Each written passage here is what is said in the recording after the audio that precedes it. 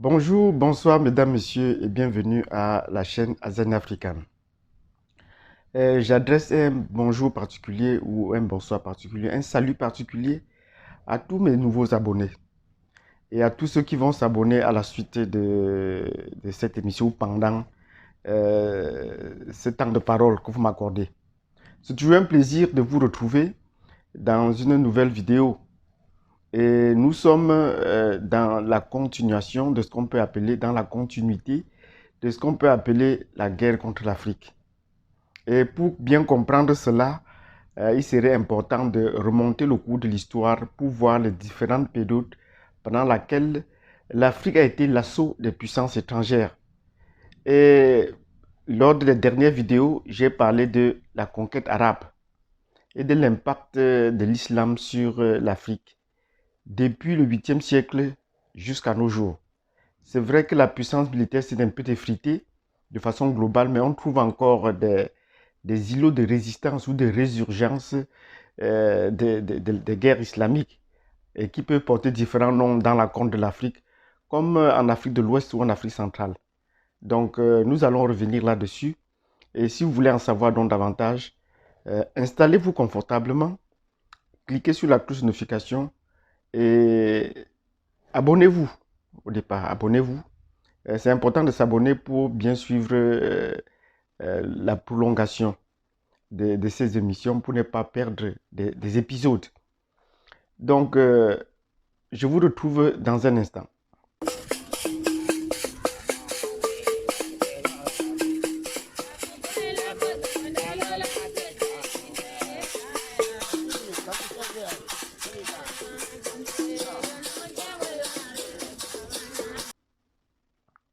Bienvenue à la chaîne Azania African. Et aujourd'hui, nous allons parler donc de ce qui a suivi la conquête arabe. Ce qui a suivi la conquête arabe. La conquête arabe a commencé au 8e siècle en Afrique et s'est étendue jusqu'au 13e ou 14e siècle. Jusqu'au 13e ou 14e siècle. C'est à partir de ce moment que la puissance islamique va commencer à perdre un peu d'élan, leur emprise sur le continent africain. Et qu'est-ce qui va suivre à partir de ce moment? À partir de ce moment, les puissances européennes commencent déjà à prendre pied sur le continent africain, à commencer à avoir des points d'ancrage. Et c'est ce que nous allons voir. Parce que là, à ce moment, à la fin du 15e siècle, les Européens sont à la fin du Moyen Âge. Donc, ils sortent de ce qu'eux appellent l'obscurantisme. Et ils vont déjà à la conquête du monde. Et ils découvrent d'autres moyens de transport plus modernes, en fait, plus adaptés, qui les permettent d'aller plus loin. Notamment la découverte de la caravelle. Ça a été une étape importante dans la colonisation, la découverte du monde, dans l'exploration du monde. Et la caravelle a été découverte par les Portugais, qui venaient au 11e siècle, 11e, 12e siècle, de se libérer de l'Espagne, dans la péninsule ibérique. Donc, 5 siècles plus tard, ils ont pu acquérir leur développement, leur autonomie et pouvoir se lancer également à la conquête du monde. Et la première chose, c'était de retrouver le chemin des épices, puisque les corsaires dans la mer de l'océan Indien et puis les, les attaques des armées islamiques, en passant par le Proche-Orient, étaient plus dangereux.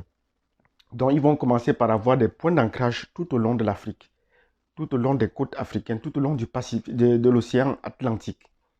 Et c'est ainsi qu'ils vont déjà conquérir des îles qui n'ont pas laissé jusqu'aujourd'hui, par exemple euh, les îles de Sao Tomé, les îles de Sao Tomé, les îles du Cap-Vert, les îles qu'ils ont occupées depuis cette période-là jusqu'à nos jours. Et ils continuent, les îles Açores, et ils continuent à occuper ces îles-là. Ça sont des îles qui sont dans l'océan. Vous voyez comment ça jalonne l'océan Pacifique, l'océan Atlantique, je vous en prie. Ça jalonne l'océan Atlantique. Donc, euh, ils vont devoir avoir ces points d'ancrage qui vont leur permettre d'être des points d'escale sur la route vers l'Asie. Voilà donc la première étape.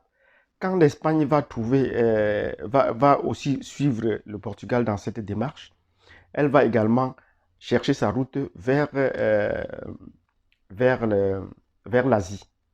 Et c'est dans cette démarche que Christophe Colomb a découvert l'Amérique parce qu'il prenait le chemin continu. Il ne voulait pas prendre le même chemin que prenaient déjà les, les, les, les, les Portugais et qu'ils vont découvrir l'Amérique. Donc voilà, mais cela n'empêche qu'ils ont eu à faire des escales au moins en Afrique. Et ils ont au moins une colonie, non, au moins 2 colonies qui sont bien connues aujourd'hui, le Sahara occidental et la Guinée équatoriale, qui est un pays de l'Afrique centrale. Donc voilà au moins les points de passage par lesquels ils sont allés. Et cela leur servit donc de point d'ancrage. Donc en occupant déjà ces îles durablement jusqu'à aujourd'hui, nous avons cité les îles Açores, qui appartient également au Portugal. Nous avons cité également le Cap-Vert, qui est un pays indépendant de l'Afrique de l'Ouest. Nous avons cité le Sao Tomé, qui est un pays également indépendant, entre guillemets, de l'Afrique centrale. Il se situe au large du Gabon. Et voilà, à partir de ces points, ils vont donc faire un pas sur le continent.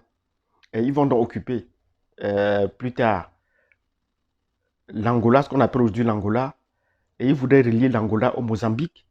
Et ils ont aussi occupé également la Guinée-Bissau. Voilà les principales possessions portugaises sur le continent. Bon, est-ce que depuis cette période du XVIe siècle, du XVIIe siècle, est-ce que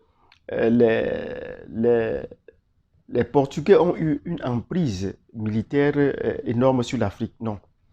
Avec les indépendances, ils vont avoir les dernières colonies à chuter.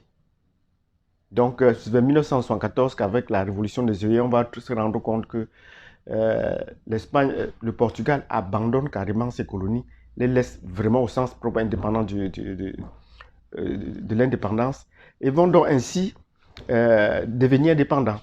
Voilà donc ce qui va se passer dans cette situation.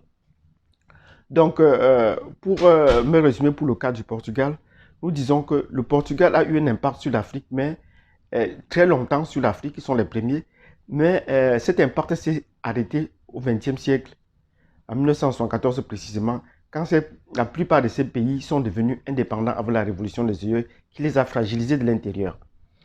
Qu'en est-il de l'Espagne? L'Espagne est à 15 km des côtes marocaines, du royaume marocain. Donc, ce n'est pas un territoire très loin. Mais jusqu'aujourd'hui, ils ont 2 villes sur le côté marocain, qu'ils appellent les enclaves de Ceuta et de Melilla. Ceuta et Melilla sont des villes espagnoles situées en territoire africain, situées au Maroc. Donc, à partir de ce moment, ils vont essayer de conquérir, ils vont essayer d'avoir des points d'escale. Et ils vont occuper un pays, je vous ai dit tout à l'heure, parler de la Guinée équatoriale qui reste leur principale colonie jusqu'aujourd'hui, et l'Afrique aussi, et le Sahara occidental. Mais ils ne vont pas s'étendre longtemps, ils ne vont pas durer longtemps sur le continent parce qu'on vient de découvrir au XVe siècle l'Amérique.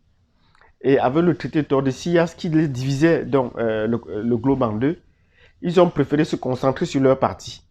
Puisque cette partie de l'Afrique ne les concernait pas tellement, mais ils ont pu garder les positions qu'ils avaient déjà avant la signature du traité. C'est la raison pour laquelle ils sont plus consacrés, l'Espagne, je veux dire, c'est plus consacré à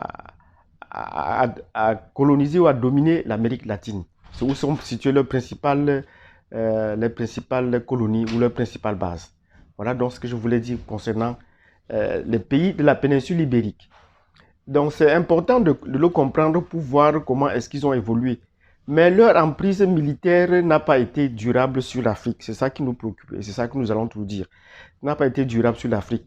D'autant plus que quand ces pays accèdent à l'indépendance, les pays lusophones et les pays hispanophones, ils vont tomber directement sous le giron de la France.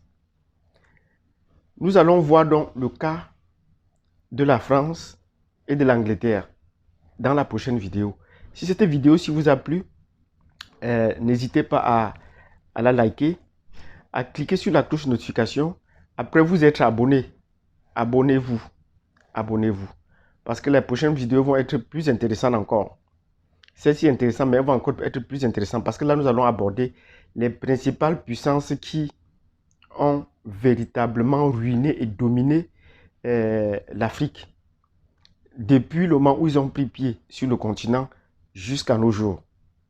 Nous ne pourrons pas leur dire tous ici, nous ne pourrons pas tout dévoiler ici du fait que ce serait extrêmement long parce que c'est plus important qu'on s'appesantisse sur des cas particuliers. Nous avons pris pour le moment le cas de la péninsule ibérique comprend deux pays, le Portugal et l'Espagne.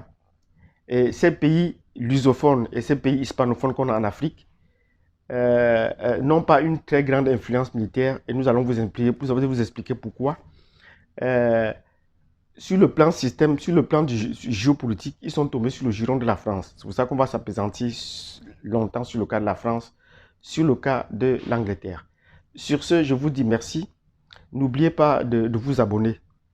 Abonnez-vous, c'est important pour qu'on constitue une communauté forte pour pouvoir échanger, partager ces informations. Abonnez-vous, cliquez sur la cloche de notification et rendez-vous demain pour la prochaine vidéo. Merci de m'avoir écouté.